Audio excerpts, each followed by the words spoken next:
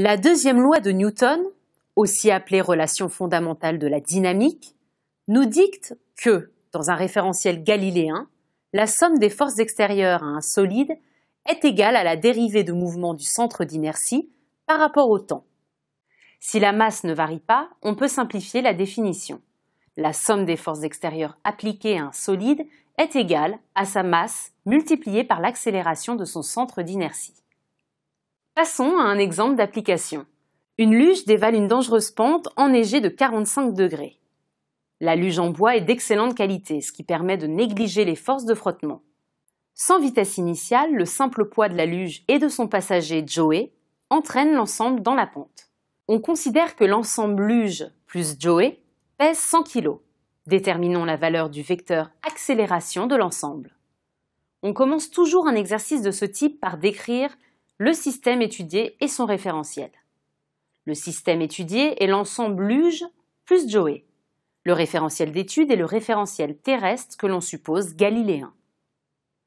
On peut simplifier le schéma en assimilant le système à un pavé. Deux forces s'appliquent sur le système, son poids et la réaction normale de la piste enneigée. Nous pouvons appliquer la deuxième loi de Newton. La masse ne variant pas, nous avons la somme des forces extérieures est égale à m multiplié par l'accélération. Nous avons donc P plus R égale m multiplié par A.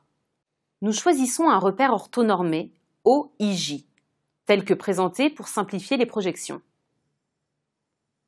Par projection sur l'axe OX, nous avons Rx égale 0, donc Px plus 0 égale m multiplié par Ax. On résout l'équation simplement pour trouver au final Ax égale 6,93 mètres secondes moins 2. Par projection sur l'axe OY, nous avons moins PY plus RY égale M multiplié par AY. Or, la composante du poids PY est égale à la composante de la réaction du support RY, ce qui nous donne AY égale 0. Au final, A égale AX égale 6,93 mètres secondes moins 2.